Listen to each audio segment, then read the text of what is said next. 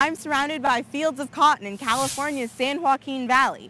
It's one of the top producing agricultural fields in the world.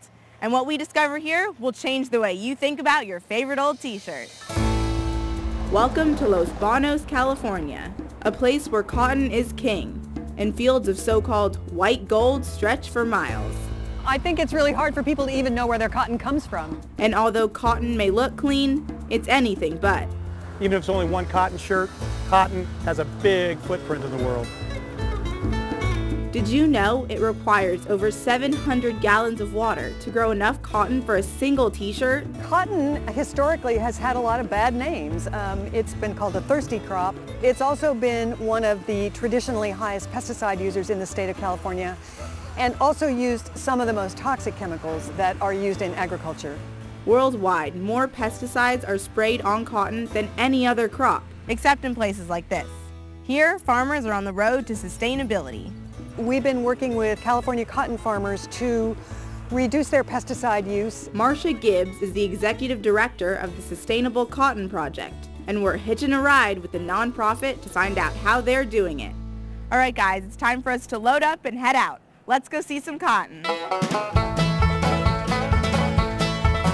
It looks like we've arrived at our first destination just in time. What you see here is a field ready to harvest. And soon, these machines will go into action.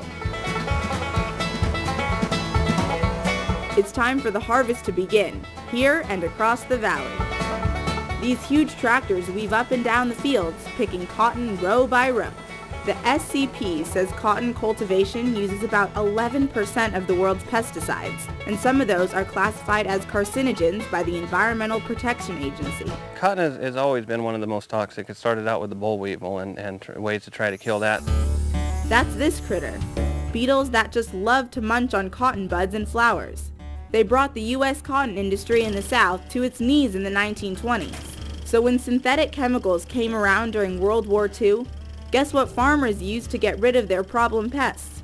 People were just basically spraying fields without any idea what or why was out there. In the late 70s, people started to wise up. The U.S. government got a successful eradication program going. The idea was to start using nature to control things. One of the things we really try and stress is that it's a biological system, and that there are good bugs and then there are the pest bugs out there. And a cotton field will have a very large number of beneficial natural enemies that will manage the key pests, which would include a whitefly, aphids. It's called integrated pest management, a way to control pests using as little insecticide as possible, while still growing a high-quality crop. It's Dr. Peter Goodell's specialty at University of California Cooperative Extension. You have to, one, get out here frequently, look at the field, monitor the pest, identify the pest, assess the pest, and then start making some decisions about how you're going to manage it. Integrated pest management takes more effort because workers have to spend more time in the field to keep pests in check. Sustainable is slightly more labor intensive. That brings us to Chad Crivelli. He's a third-generation farmer in Dos Palos, California, and he's turned to the Sustainable Cotton Project to make changes at his family's farm. They saw a need here in the San Joaquin Valley to clean up the environment, the air quality especially. By helping farmers reduce or eliminate the most toxic chemicals, we're reducing the load of chemicals that would be running off or volatilizing into the air, and that way we're protecting not just the soil and the water, but we're protecting human health as well.